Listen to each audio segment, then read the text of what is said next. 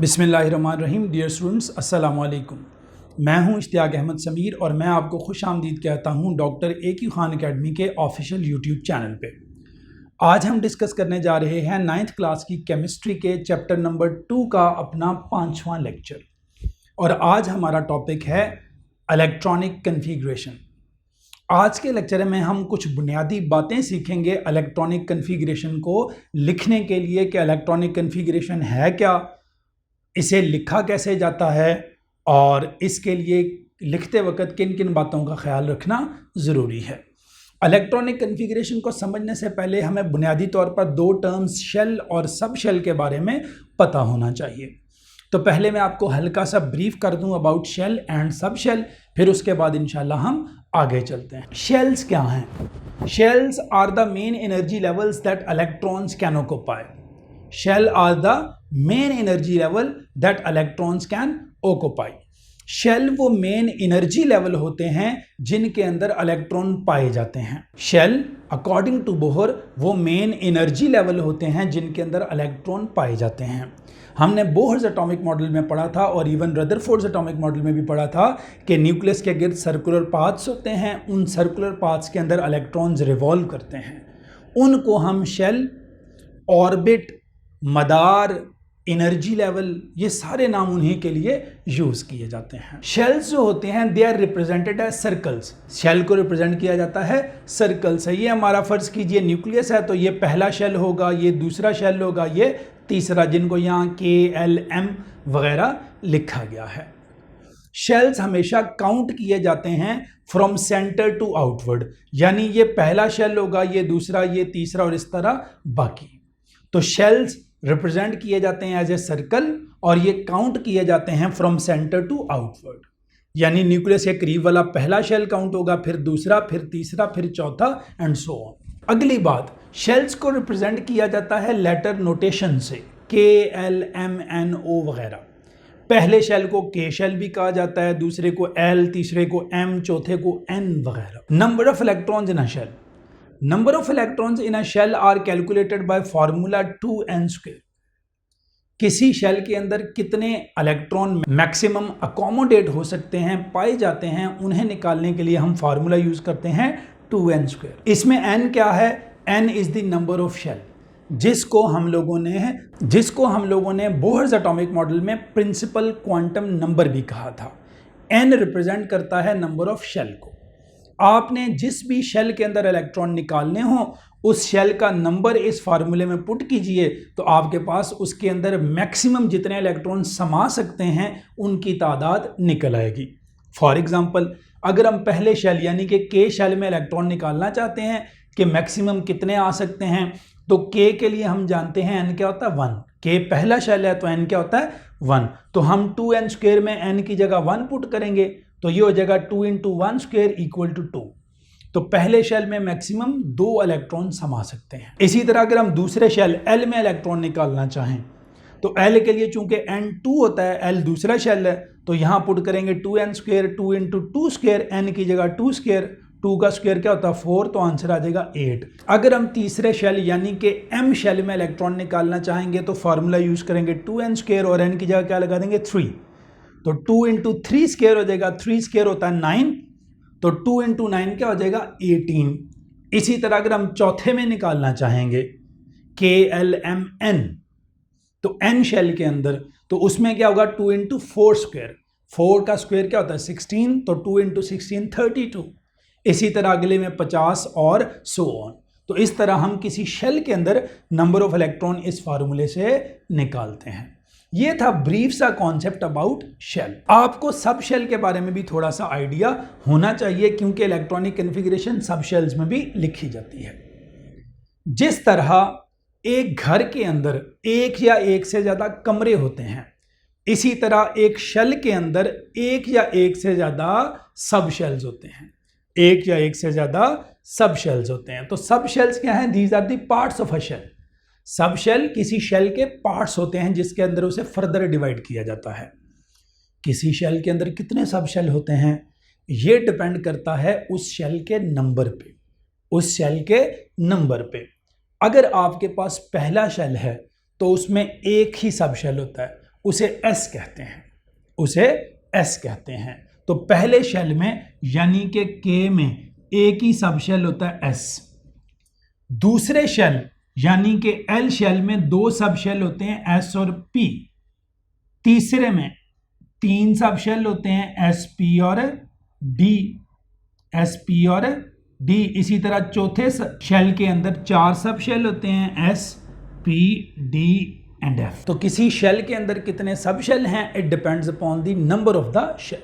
पहले शेल में एक सब शेल, दूसरे में दो, तीसरे में तीन, चौथे में चार। शेप्स की तरफ अगर हम आ जाएं, जो सब शेल्स होते हैं इनकी डिफरेंट शेप्स होती हैं। जिस तरह शेल के अंदर सब शेल होते हैं उसी तरह सब शेल के अंदर ऑर्बिटल होते हैं।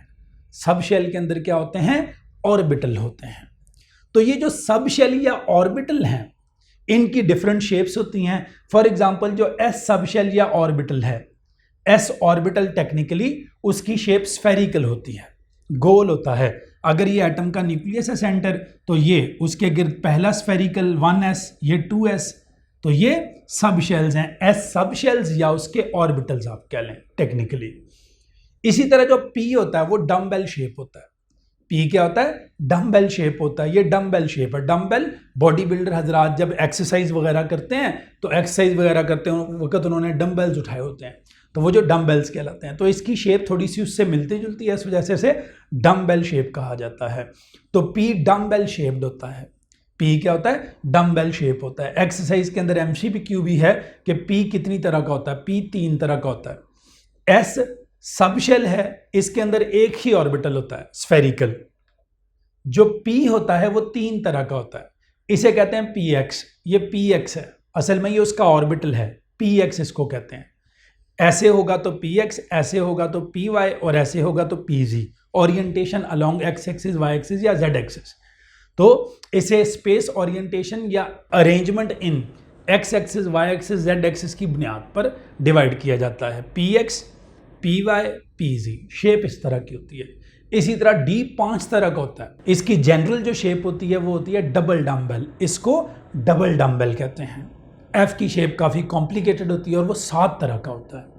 ये सारी बातें 2 साल बाद फर्स्ट ईयर के आप चैप्टर नंबर 6 में पढ़ेंगे, 5, 6। वहाँ पर जाकर इनकी थोड़ी सी तफसील है। यहाँ हल्का सा आपको टच देने की जो है वो बात की गई है, ये किताब के अंदर मेंशन या इसका जो है वो जिक्र नहीं किया गया। अच्छा, सब शेल्स को रिप्रेजेंट किया जाता है लेटर नोटेशन से, SPDF से। SPDF, S stands for sharp, P for principal, D for diffused, F for fundamental. Sharp, principal, diffused, fundamental. ये अल्फाज बुनियादी तौर पर स्पेक्ट्रम की जो लाइंस हैं उनको एक्सप्लेन करने के लिए, उनकी प्रॉपर्टीज़ को एक्सप्लेन करने के लिए ये यूज़ किए जाते हैं, वहाँ से ये निकले हैं। अगेन ये 2 साल बाद इंशाल्लाह आप फर्स्ट ईयर में इसकी मजीद कुछ तफसील पढ़ेंगे। Number of electron in a subshell, S में मैक्सिमम 2 इलेक्ट्रॉन होते हैं, पी में 6, डी में 10 और एफ में 14। तो ये मैक्सिमम नंबर ऑफ इलेक्ट्रॉन्स हैं that can be accommodated in a subshell. इन सब शेल्स को याद रखिएगा, स्मॉल लेटर से रिप्रेजेंट करना है, कैपिटल से नहीं। अब शेल और सब शेल को समझने के बाद आगे चलते हैं और हम अपनी असल बात की तरफ आते हैं। इलेक्ट्रॉनिक कन्फिगरेशन क्या है, इसकी डेफिनेशन। इलेक्ट्रॉनिक कन्फिगरेशन बुनियादी तौर पर शेल्स और सब शेल्स के अंदर इलेक्ट्रॉन्स की डिस्ट्रीब्यूशन है। It is the distribution of electrons around the nucleus in various shells and sub shells according to their increasing energy. Electrons को हमने न्यूक्लियस के इर्द गिर्द मुख्तलिफ शेल्स और सब शेल्स में अरेंज करना है according to their increasing energy.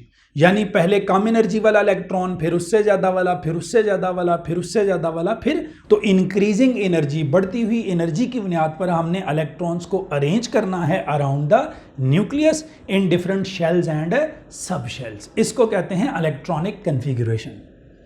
यहां एक और बात का जिक्र भी किया गया है, वो है ground state electronic configuration. Ground state electronic configuration किसी एटम की ऐसी इलेक्ट्रॉनिक कन्फिगरेशन होती है जिसमें उसके electrons nearest to the nucleus पाए जाएं, जिसमें उसके electrons nearest to the nucleus पाए जाएं। मसलन हाइड्रोजन, आपको पता है ये हाइड्रोजन का जो है वो न्यूक्लियस है और ये पहला शेल है और ये उसमें एक इलेक्ट्रॉन। अब हाइड्रोजन का न्यूक्लियस के गिर्द पहला शेल और उसमें ये एक इलेक्ट्रॉन, तो ये न्यूक्लियस के करीब तरीन है, यानी कि पहले शेल में है। तो ये इसकी ग्राउंड स्टेट कहलाएगी। क्या कहलाएगी? ग्राउंड स्टेट इलेक्ट्रॉनिक कन्फिग्रेशन कहलाएगी। इसके ऑपोजिट एक होती है एक्साइटेड स्टेट। एक्साइटेड स्टेट में अगर इलेक्ट्रॉन को एनर्जी दी जाए और इलेक्ट्रॉन अपने इस पहले शेल से निकलकर किसी ऊपर वाले शेल में चला जाएगा, दूसरे तीसरे में। बोहर्स एटॉमिक मॉडल में आपने पढ़ा था कि जब इलेक्ट्रॉन्स को एनर्जी दी जाती है तो वो एनर्जी एब्जॉर्ब करके लोअर शेल से अपर शेल में चले जाते हैं।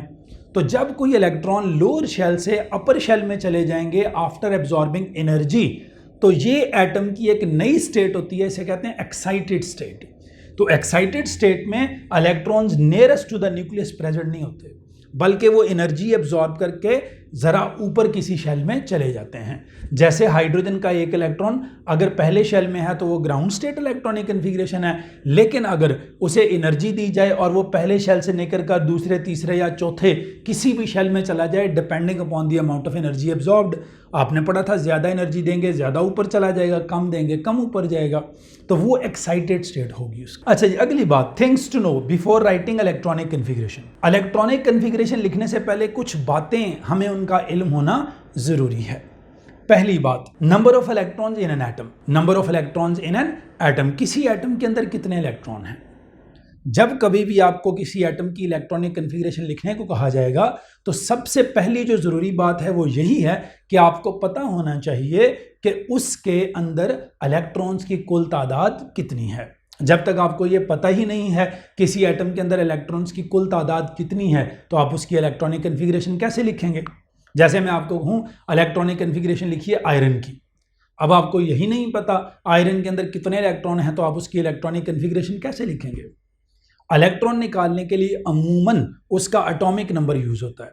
आपने पढ़ा था किसी न्यूट्रल एटम में नंबर ऑफ इलेक्ट्रॉन और प्रोटॉन बराबर होते हैं। एटॉमिक नंबर क्या होता है? Number of proton in the nucleus. Neutral atom में प्रोटॉन और इलेक्ट्रॉन इक्वल होते हैं, तो इससे हमें आइडिया हो जाता है कि किसी एटम के अंदर कितने इलेक्ट्रॉन होंगे, बशर्ते कि वो न्यूट्रल हो।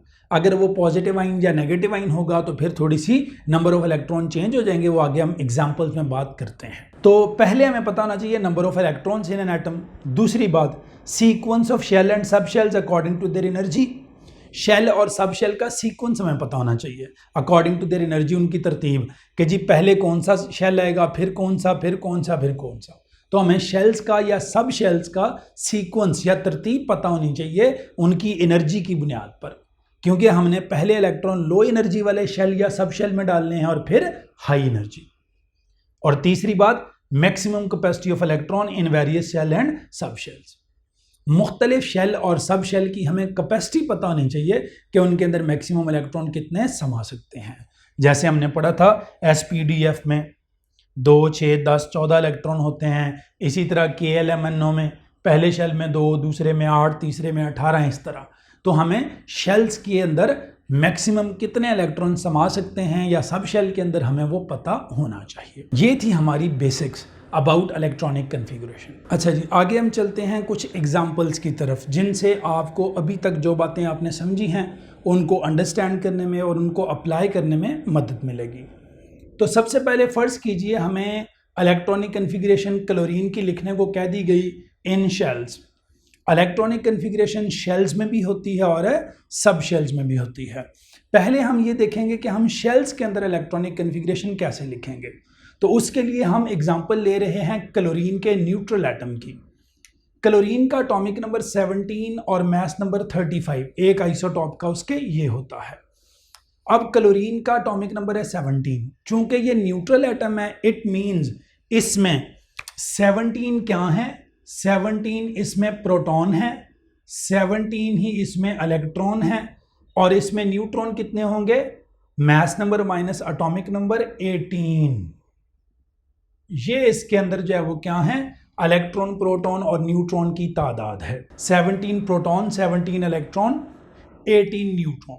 न्यूक्लियस बनाया पहले हमने, न्यूक्लियस के अंदर 17 प्रोटॉन, 18 न्यूट्रॉन, वो हमने लिखे।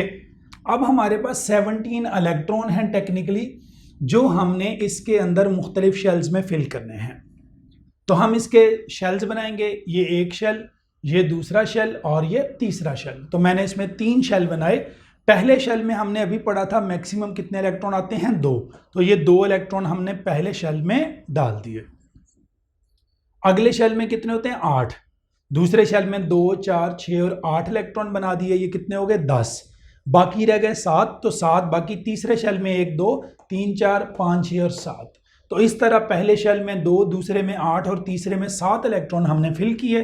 तो ये क्लोरीन की इलेक्ट्रॉनिक कन्फिग्रेशन बन गई उसके न्यूट्रल एटम की। अगर हमें ये क्लोराइड आयन की दी जाती, नेगेटिव आयन की दी जाती, तो फिर क्या होता? नेगेटिव आयन आपको याद है किस तरह बनता है? Bye absorbing electron. क्लोरीन -1 का मतलब है इसने एक इलेक्ट्रॉन एब्जॉर्ब किया हुआ है। पहले कितने थे इसमें? 17। एक एब्जॉर्ब करने का मतलब 18, तो Cl- में 18 इलेक्ट्रॉन होते हैं। अब हमने वो 18 इलेक्ट्रॉन लिखने हैं। पहला शेल उसी तरह 2, दूसरे शेल में 8 और तीसरे शेल में भी 8, तो 2 8 और 8 KLM।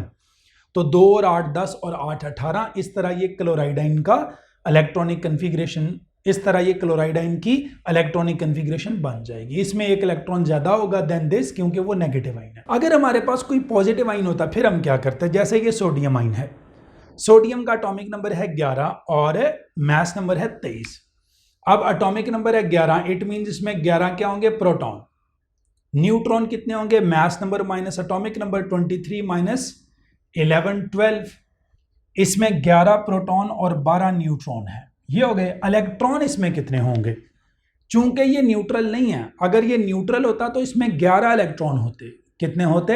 11। ये पॉजिटिव है, पॉजिटिव का मतलब है एक इलेक्ट्रॉन निकला हुआ है। +1 मींस एक इलेक्ट्रॉन निकला हुआ है। जब इसमें से एक इलेक्ट्रॉन निकला हुआ है तो बाकी कितने रह गए? 10। अब हमने 10 इलेक्ट्रॉन बनाने हैं, तो न्यूक्लियस बनाया, उसमें 11 प्रोटॉन 12 न्यूट्रॉन डाले, फिर पहले शेल में 2 इलेक्ट्रॉन, दूसरे में 8, 2 और 8 कितने हो गए? 10। अब इसके 10 पूरे हो गए। अगर ये सोडियम का न्यूट्रल एटम होता, उसमें 11 होते, तो फिर तीसरा शेल बनाकर एक इलेक्ट्रॉन उसमें भी डालते, एक इलेक्ट्रॉन उसमें भी ऐड करते। याद रखिए, जब नेगेटिव आयन होगा तो जितना माइनस चार्ज होगा उतने इलेक्ट्रॉन आपने बढ़ा देने हैं, और जब पॉजिटिव चार्ज होगा तो जितना पॉजिटिव होगा उतने इलेक्ट्रॉन आपने क्या कर देने हैं? कम कर देने हैं। From the atomic number, from the atomic number. बहुत आसान तरीका बता रहा हूं। ये न्यूट्रल था तो जितना ये एटॉमिक नंबर है उतने इलेक्ट्रॉन इसमें फिल कर दें, 287। ये न्यूट्रल था। ये नेगेटिव था तो 17 इसका एटॉमिक नंबर है, एक ऐड कर दें, 17 और 1 क्या हो जाएगा? 18। ये पॉजिटिव था तो इसमें एटॉमिक नंबर में से एक माइनस कर दें। जब पॉजिटिव आयन हो तो एटॉमिक नंबर में से उतना चार्ज कम कर दें, यानी उतने इलेक्ट्रॉन कम कर दें।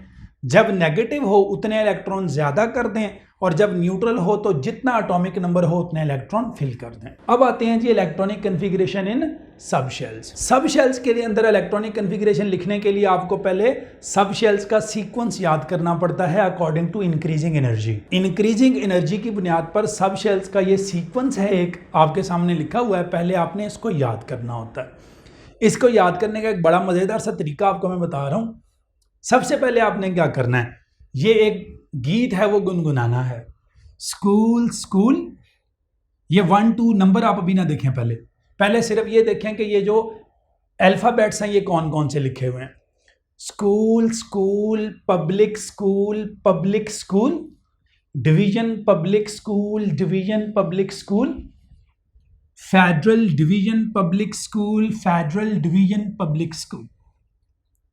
आप क्या करें, पहले 2 दफा 1 लेटर 1 अल्फाबेट बोलें, स्कूल स्कूल, फिर 2 alphabets, public school public school, फिर 3 alphabets, division public school, division public school, फिर 4 alphabet, federal division public school, federal division public school. इस सीक्वेंस से पहले आपने सब शेल्स की तरतीब लिखनी है, उसके बाद इनके साथ नंबर लिखने हैं, ये जो मैंने रेड कलर में लिखे हुए हैं। नंबर कैसे लिखने हैं? एस को आपने स्टार्ट कर देना है 1 से, काउंटिंग स्टार्ट करें एस के साथ, 1 2 3 4 5 6 7 8। पहले सिर्फ एस को काउंट करें, फिर पी को आपने स्टार्ट करना है 2 से, 2 3 4 5 6 7। फिर डी को आपने स्टार्ट करना है 3 से, 3 4 5 6। एफ को स्टार्ट करना है आपने 4 से, 4 5, ठीक है जी। तो पहले आपने क्या करना है, पहले आपने स्कूल स्कूल स्कूल स्कूल, पहले 1 लेटर स्कूल स्कूल, फिर पब्लिक स्कूल 2 लेटर, फिर 3 लेटर डिवीजन पब्लिक स्कूल, फिर 4 letters federal division public school, federal division public school. फिर इनके साथ काउंटिंग लिखनी है, S1 से स्टार्ट करें और जिस तरह आते जाएं 2 3 4 इस तरह लिखते जाएं। P को 2 से स्टार्ट करें फिर लिखते जाएं, D को 3 से स्टार्ट करें और F को 4 से। S को 1 से क्यों? क्योंकि अभी हमने पढ़ा था पहले शेल में एक ही सब शेल होता है S, दूसरे शेल में 2 सब शेल होते हैं S और P। P स्टार्ट ही दूसरे शेल से होता है, तो ये जो 1 2 है ना, ये शेल का नंबर है असल में। पहले शेल का S, दूसरे शेल का S और दूसरे शेल का P, तीसरे शेल का S, तीसरे शेल का P। ये जो साथ N लिखा हुआ है नंबर, ये N है असल में। ये जो नंबर साथ लिखा हुआ है ये शेल का नंबर है। तो आपने S को 1 से स्टार्ट करना है, P को 2 से क्योंकि दूसरे शेल से P स्टार्ट होता है, D को 3 से क्योंकि वो तीसरे शेल से स्टार्ट होता है, और F को 4 से क्योंकि वो चौथे शेल से स्टार्ट होता है। इस तरह आपने ये सीक्वेंस लिख देना करना है और नंबरिंग। अब मिसालों की तरफ आते हैं। फर्ज कीजिए आपको क्लोरीन न्यूट्रल एटम की उसी तरह इलेक्ट्रॉनिक कन्फिग्रेशन लिखनी पड़े इन सब शेल। अब क्लोरीन का एटॉमिक नंबर 17, तो सबसे पहले हम वही लिखेंगे, school school public school public school. यहां खत्म हो जानी थी इसलिए मैंने आगे नहीं लिखा। School school public. नंबर करें S को 1 2 3 और P को 2 से और 3। अब इलेक्ट्रॉन की तरफ आ जाएं। अब हर एक की कैपेसिटी के मुताबिक इलेक्ट्रॉन फिल करें। S में मैक्सिमम 2 होते हैं तो ये 2 2 लिख दिए, P में मैक्सिमम 6, S में 2 और P में, अब देखें यहाँ 6 नहीं आए 5 आए, क्यों? क्योंकि वो रहते ही 5 थे। 2 2 4 6 10 2 12 और 5 17, हमारे पास 17 थे तो लास्ट वाले P में फिर 5 ही आते हैं। इसी तरह अगर ये नेगेटिव आइन होता, उसी तरह हम लोग लिखते स्कूल स्कूल पब्लिक 1 2 3 और इसी तरह 2 और 3। इलेक्ट्रॉन फिल करते S के ऊपर 2, क्योंकि हमने पढ़ा था S में मैक्सिमम कितने इलेक्ट्रॉन होते हैं, 2, P में 6, D में 10 और F में 14। 2 2 4 6 10 2 12 और 6 18। क्लोराइड आयन में 18 होते हैं, हमने भी पढ़ा था। -1 का मतलब है 1 अब्जॉर्ब किया हुआ है, तो 17 और 1 18। तो ये इस तरह हम लोगों ने लिख दिया।